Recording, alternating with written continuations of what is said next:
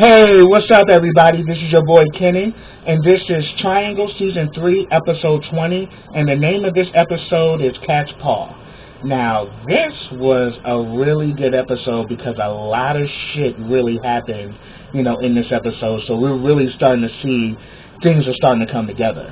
But before I get started, subscribe right now to drtbtv.com if you have not already done so. And also subscribe to the Triangle Fan Club on Facebook because you get upcoming developments, you get, theories, about the show, as well as different conversations, from seasons past. So it's a great, vehicle where you can get everything Triangle. So definitely subscribe to Triangle Fan Club on Facebook. But make sure you subscribe to drtbtv.com so you can start watching Season 3 because Season 3 is bananas. Now, this episode was really good, so let me get started. Also, if I miss anything, put it down in the comments. I'll be more than happy to talk to you about it. Okay, now in this episode, it opens up with Alex, a.k.a. Crouching Tiger Fuckboy Dragon, was literally fucking, Sharon, a.k.a. Dr. Chase.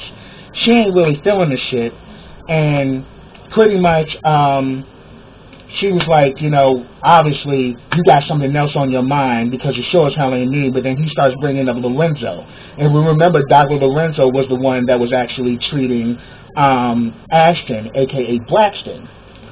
We actually learned a few episodes back that Alex, Sharon, and Lorenzo used to be, a sex trio. And it was actually Alex who actually ruined Lorenzo's career. But he's like, yeah, I'm thinking about Lorenzo's, and then Sharon was like, well, you fucked that up, so that's out the window.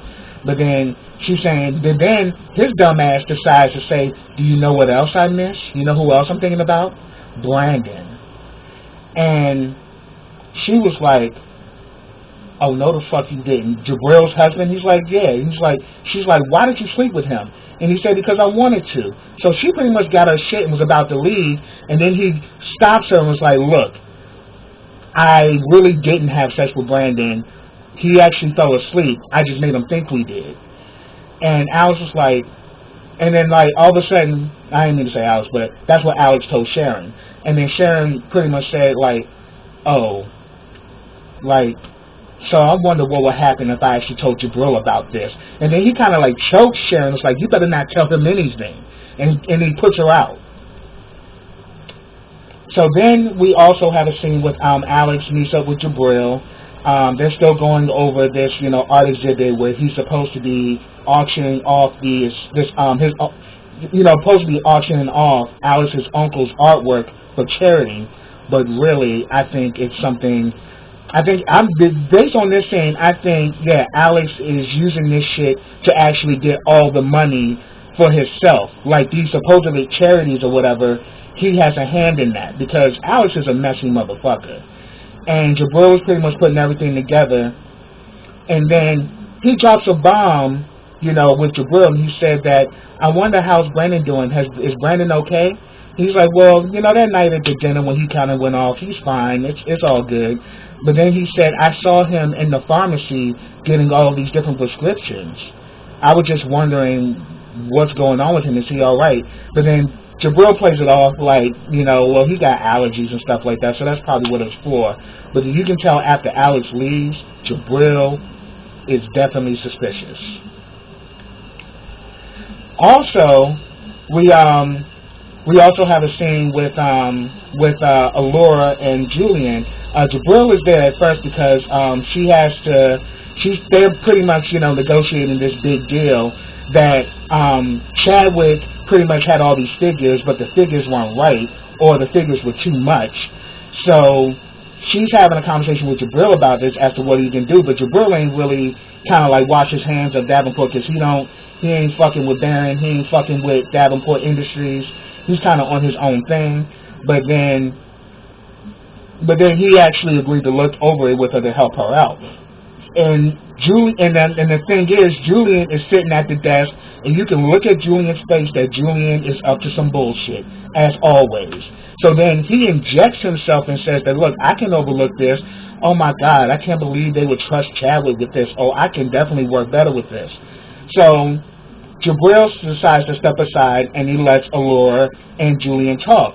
But then while they having while she's like explaining the actual case to him, he starts getting very chauvinistic and starts downplaying her as a woman, like, I don't need your help, you're nothing but this, you're nothing but this, female who goes in and out and everything, like, what real power do you really have? And Allura pretty much let his ass know, first of all, I actually run my own fucking company, which is very successful, and I am your supervisor, so therefore, you're not gonna come at me any kind of fucking way. I don't give a damn I don't give a fuck who your parent is.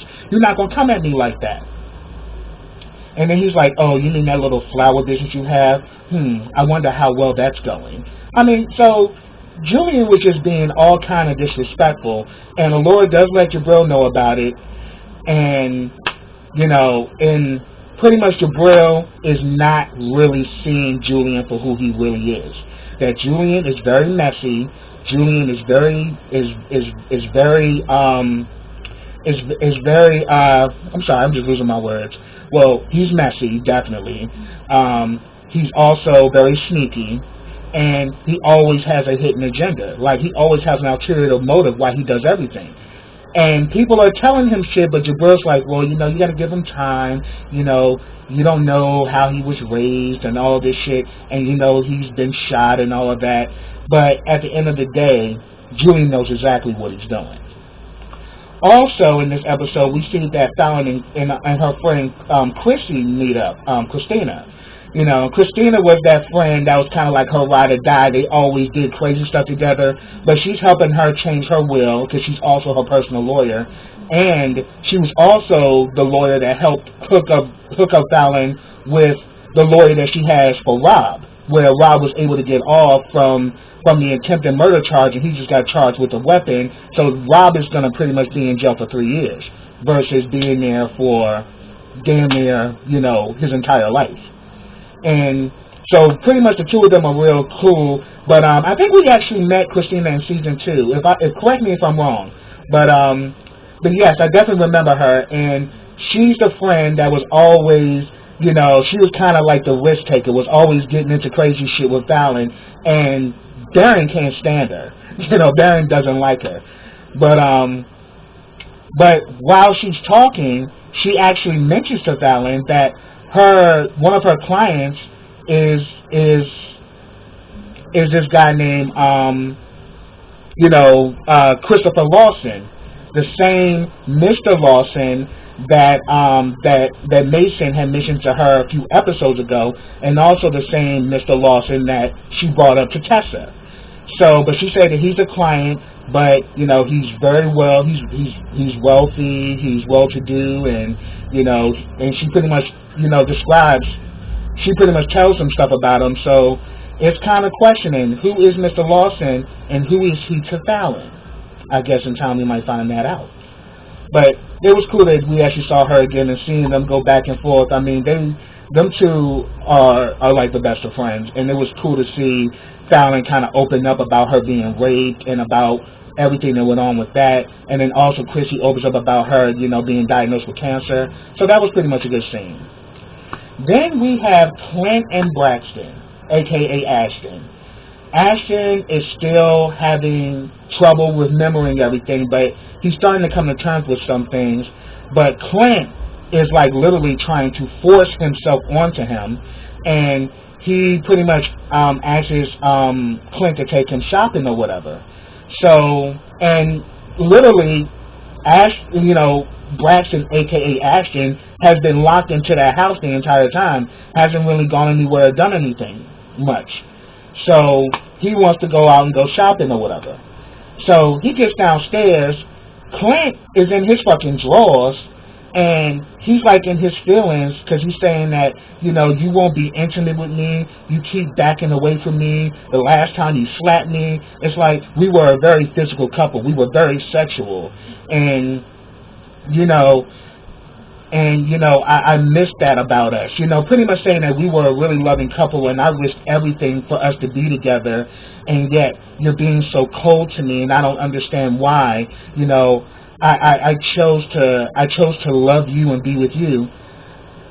So he pretty much puts a move on Ashton, and he begins to try to have sex, and he gets very aggressive because that's pretty much what they did before. He pretty much liked that aggressive shit, but then Ashton kind of backs him away, and it pisses Clint off, and he's like, oh. So you gave it up to Dr. Lorenzo and you messed around with Winston, but you won't actually open up to me. You won't let me, have my way with you like I always did.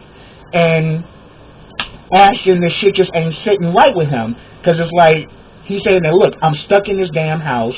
You don't really open up and talk to me. All you want to do is always have sex. It's like, that's all you think about. Like, is that all I am to you?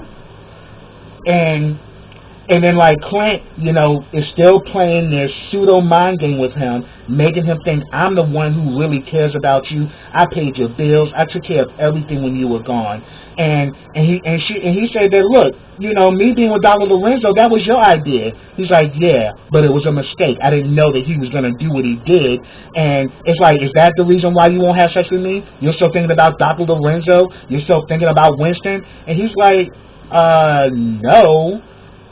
It's like, I'm just not really all that attracted to you. I was like, Clint was so mad at that shit. Because it's like, Clint is such a mass manipulator and such, like a shit starter. He doesn't realize that, yeah, you got him, but you really don't, because at the end of the day, if he was really sane and actually knew what was going on, he wouldn't be fucking with you right now. Because we remember before he drugged him, after they had sex, he had told Clint, look, I gave you what you wanted, now get the hell out of here, I'm over it. And that's the reason why he drugged him, because at the end of the day, Ashton didn't want his ass no more. So even though you did all this shit, Ashton still don't want your sorry ass. Crazy as hell. But that scene was crazy.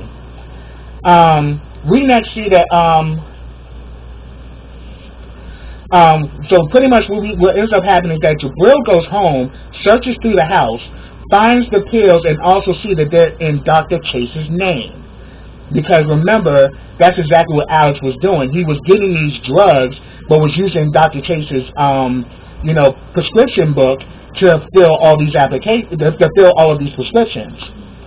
So he pretty much gets to the bottom of it and actually calls Dr. Chase. He wasn't able to get to her, so he shows up at her office, and he pretty much says that, why didn't you tell me that Brandon was a client of yours? Why didn't you tell me that my husband was seeing you? And what the hell is up with this medication? This dose is too fucking high. Are you trying to kill him or something? Like, what the fuck is this shit? And she looks at it, and she knows it's fucking Alex, but she says, look, due to patient confidentiality, I cannot discuss this with you. I can't open up and tell you anything. So he's like, oh, okay, since I helped you get this office, since you can't open up and tell me anything, how about you get your shit and get the fuck out of here, and when I get done with your ass, you won't be able to chew the damn plant, because your fucking reputation will be ruined. And it's all Alex's ass. So, therefore, but then afterwards, he finally confronts Brandon. And Brandon is very defensive, like, I need those pills, but Brandon doesn't even know what the fuck he's taking. That's how naive Brandon is. Like, this motherfucker was giving you psychiatric drugs, which is fucking up his mind and fucking up his mood, which is why Brandon been having all these crazy ass mood swings. And we kind of noticed this from previous episodes that, yeah, Brandon been losing it. And it's because the drugs he's taking are psychiatric drugs. And pretty much, Jabril's like, look, you can't take this. This dose is too high.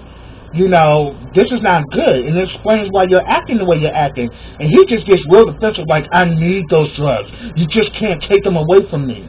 Like, and just starts getting real aggressive. And Jabril's like, look, I've already done talked to Dr. Chase and all of that, and by the time I get done with her, she won't be able to do shit because I'm gonna ruin her ass. And then he's like, no, no, no, and pretty much told Jabril like, look, Jabril, do what you gonna do, and he just is like just spent. But before that, he actually confronts Alex. Brandon does. Brandon goes to meet up with Alex. They have a conversation, and he pretty much says that, look, I might have actually dropped your name to Dr. Chase, and he knows, and Brandon knows who Dr. Chase is because she's done business with Jabril. So he's like, why the fuck would you drop my name like that? He's like, I don't know, it just happened in the spur of the moment. He's like, yo, you are so fucking messy that it gets on my fucking nerves. He's like, dude, you were the one who started messing with Jabril's nephew. Then your ass showed up to the fucking dinner after I told you not to. And it's like, and then now you dropping off my name to the fucking doctor. He's like, yo, stay the fuck away from me, because I'm sick of your shit. Then later on, Dr. Chase, after Jabril cusses her out, she goes to him and is like, you son of a bitch.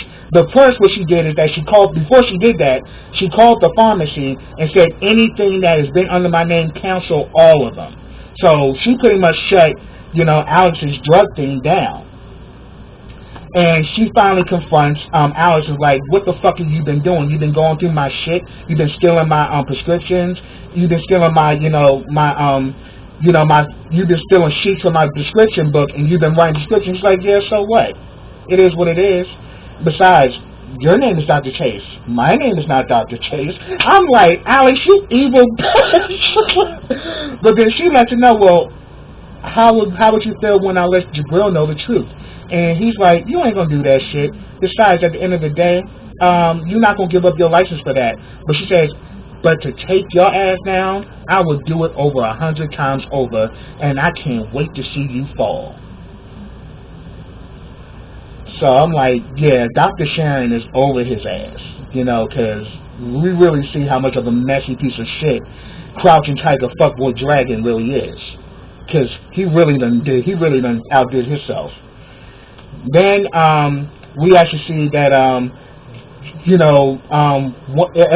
then we actually find out that Julian has a conversation Julian has a conversation with Jabril, and within that conversation he notices that him and Brandon had an argument, and within that conversation he realized that he pretty much realizes that Brandon's been taking this medication or whatever, but I don't think he talked to him about that. But then he can tell from the situation that Alice had made a move without him being involved. So Julian goes to confront Alice. He's like, you son of a bitch, why the fuck did you do that? Why the hell are you making moves without me? He says that, look, I don't answer to no one. I'm driving this train, and this train is moving on.